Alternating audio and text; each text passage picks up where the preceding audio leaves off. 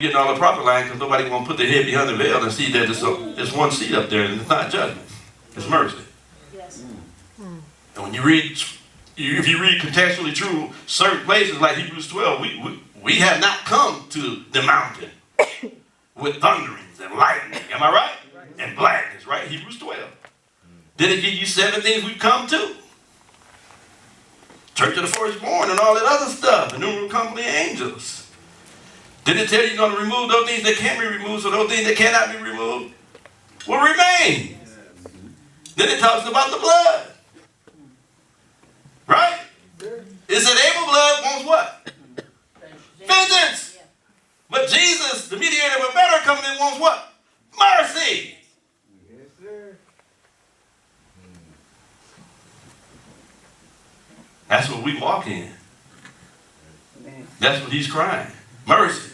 Yes. In spite of what we see in Palatine, that's why I put on there both people, for the Israelites, according to the flesh, which the true Israelite is not.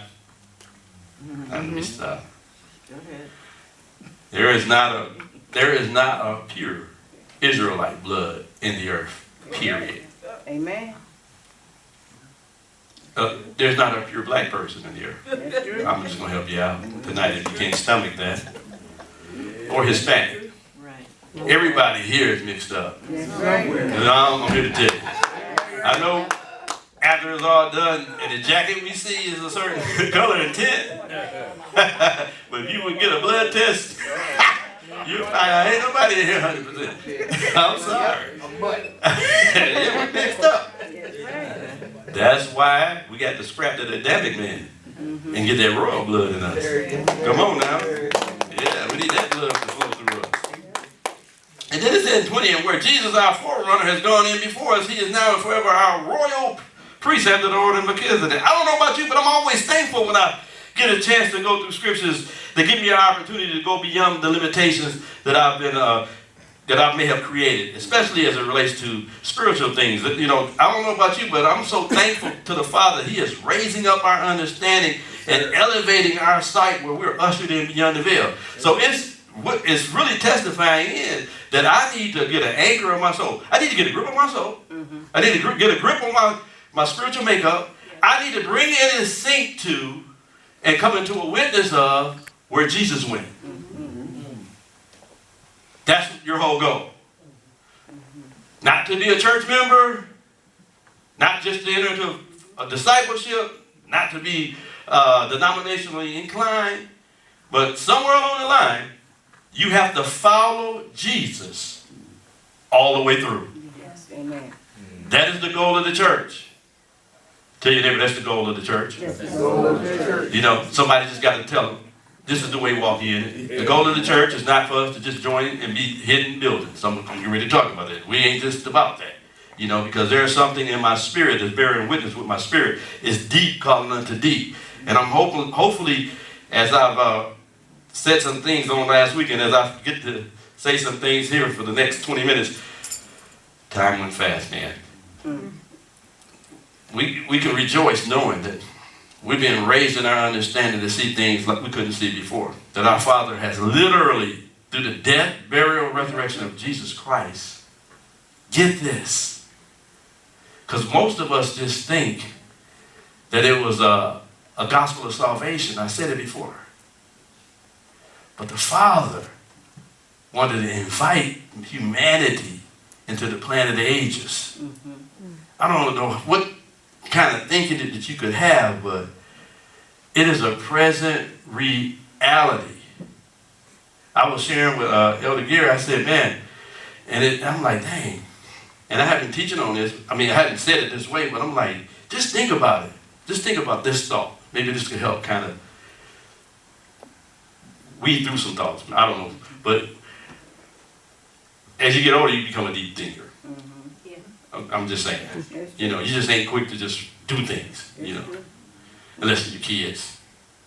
They get you to do things that you be like, okay, tone pull yourself in. Anybody got a kid? Okay, thank you.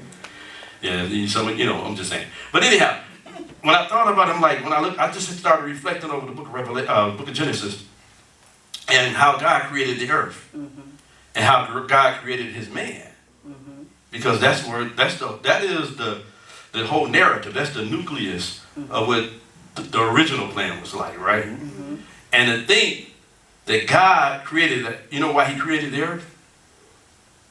Because he wanted heaven to show up in the earth. Because heaven was here.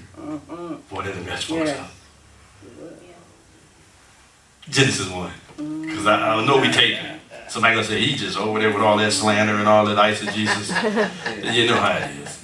I got a good ear in the spirit. But I'm gonna read everybody's Bible. You may have a different version. Well, I'm just gonna go over here and just see what it says. And see what we got out of it. Or what we can get out of it. I refuse to go all the way up. Let's go to, what day we going to start at? Okay, I'm going to have to. Let's go to 3. And God said, let there be light. And there was what? Light. And God saw what? The light. That it was good. How many know that if you look into the order, the creation order, you find out light really didn't show up until the 4th day. Right. So it ain't the light talking about sun and moon and stars. He's talking about a different light. Y'all do know that, right? Oh, y'all didn't know that? We know it now. Yeah, light didn't show up. Even though, so he was talking about a different principle. So he wasn't talking about lights like the nebulous images suspended in the air. You know, he was talking about a principle. That's why he said, let there be light. Wow. Okay. You know what I'm saying? That's so powerful. To me, let there be light and let us make man. That's what it's all about. If you can grab that, you'll be okay. Okay? Let me move on. It said it was good, and God divided what? The light from what? Darkness. And God called the light what? Day. And the darkness he called what? Night. And the evening, the morning were the first day. Okay, it could not be darkness and light, day and night, because there was no constellation. Right. Okay. Boy, that'll preach. And God said, let there be a firmament in the midst of the waters, and let it divide the waters from the waters. And God made the firmament and divided the waters which was under the firmament and the waters that was above the firmament. So there was 2 types of water systems. There was waters from above, which is clouds, and there was water that was the cumulative water that was in the earth. That's kind of weird because it said it never rained. We'll move on. Verse 8. And God called the what? The firmament what? Heaven. And the earth and the morning were the 2nd day. Y'all got that? We'll answer it later. So the firmament that divided which was above and below, we call heaven. Heaven left when Adam raised hell.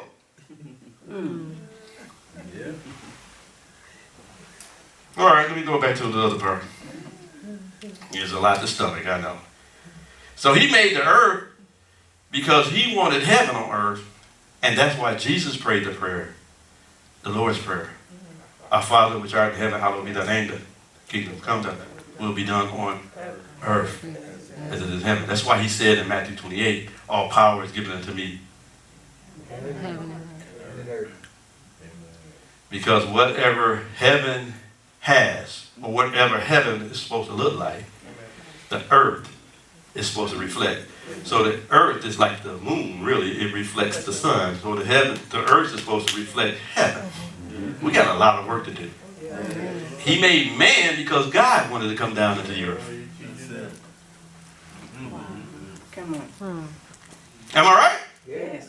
We can't think that way. We like, nah, come on, Pastor, you crazy. Well, he said it in Genesis 1:26 and 28. He said, let us make man in our image. So he wanted to come down in the earth in a man. And that has been his objective. He never left that objective. That's why when Jesus came, he became the fulfillment. He came to seek that which was lost. That which was lost. That the two that was one, there became a divide. That's why you read scriptures like I always talk about. everything going to be gathered together in heaven and on earth. That's Ephesians 1:10. So that's our goal. That's why when we started this journey, we went to Ephesians 1 where it says, it talks about the church. He's given him to be head over all things to the church, which is his body, the fullness of him. We liquidated this thing to the point where it's just church memberships.